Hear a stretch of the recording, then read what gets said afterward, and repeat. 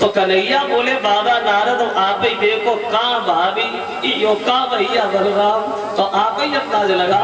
और बोले इतनी लंबी भाई और मेरा छोटो सा भाई इन्हें देख कर हंस रहे सब, इन्हें देख कर हंस रहे।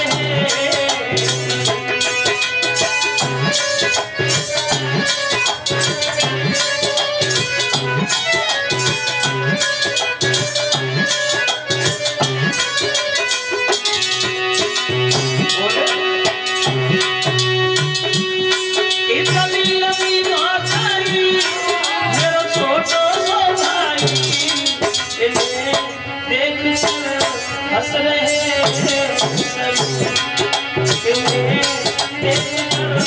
हंस रहे।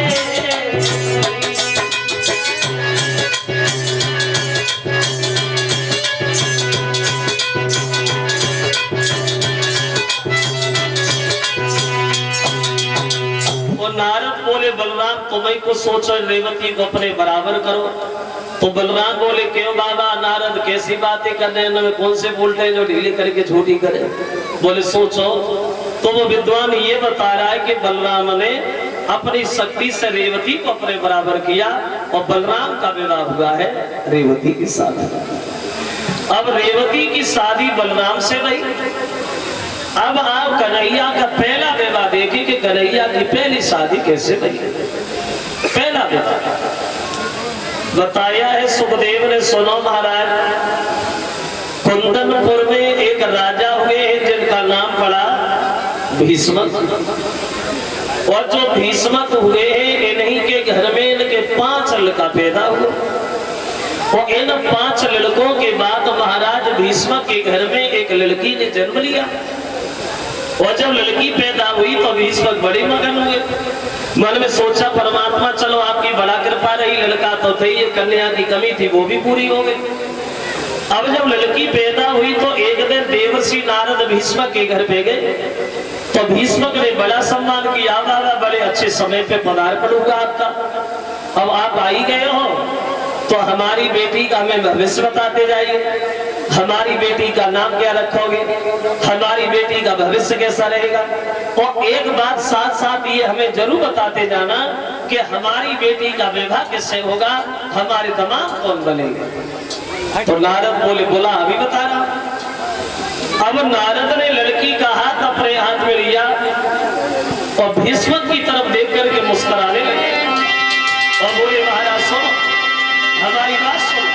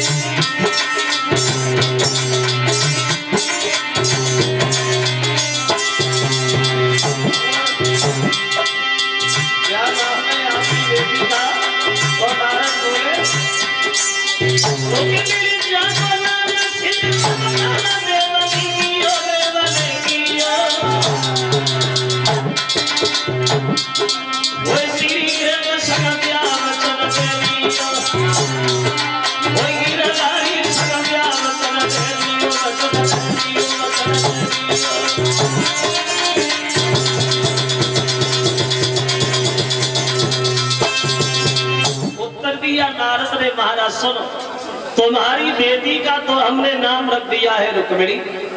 बहुत चतुर चालाक होगी तुम्हारी बेटी, अपने से बड़े का सम्मान करेगी तुम्हारी बेटी। और रही बात शादी तो तुम्हारी बेटी का विवाह द्वारिकाधीश भगवान कन्हैया के साथ होगा। कन्हैया तुम्हारे दामाद बन के आए। जो ये नारद के शब्द भीष्मक ने सुने तो खुशी का ठिकाना नहीं रहा, गद्दी से उछल पड़े। बाबा क्या कहा, मेरे घर में कन्हैया हमारे दामाद बनेंगे, मेरी बेटी का विवाह कन्हैया से होगा तो हमारी किस्मत बन जाएगी। नारद अगर कन्हैया के पैर हमारे आंगन में पड़े तो मेरा आंगन पवित्र हो जाएगा, मेरा खानदान पवित्र हो जाएगा, मेरा परिवार पवित्र हो जाएगा। अगर कन्हैया मेरे घर में आए तो किस्मती बन जाए। बड़े मगन में तो ऐसा ही नहीं, अरे खुश गति छाई गई तन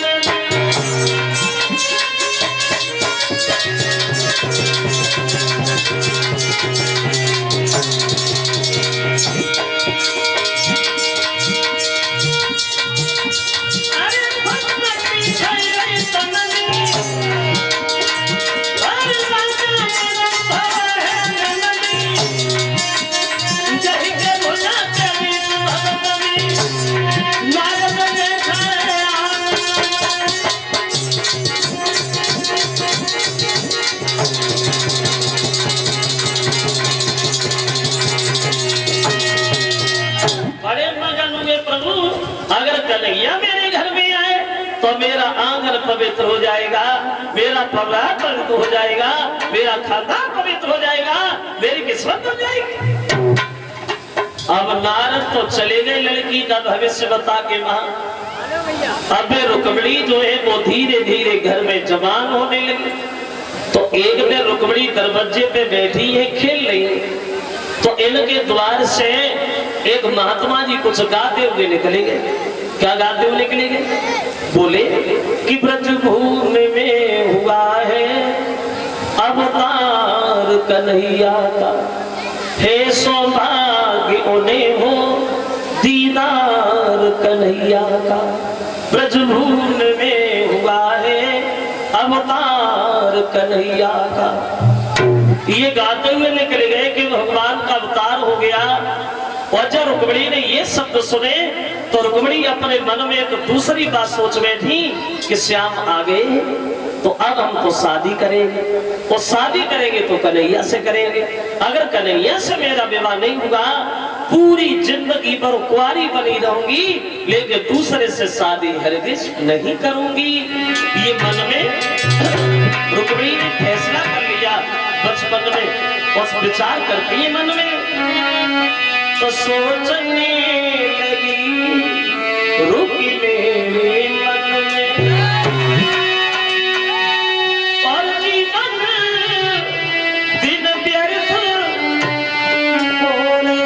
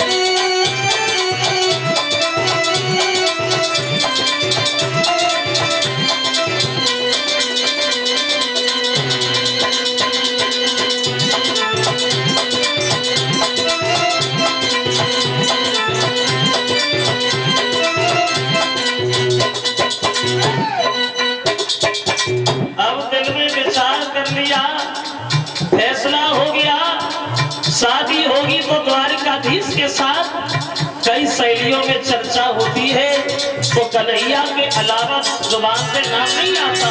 वो सामने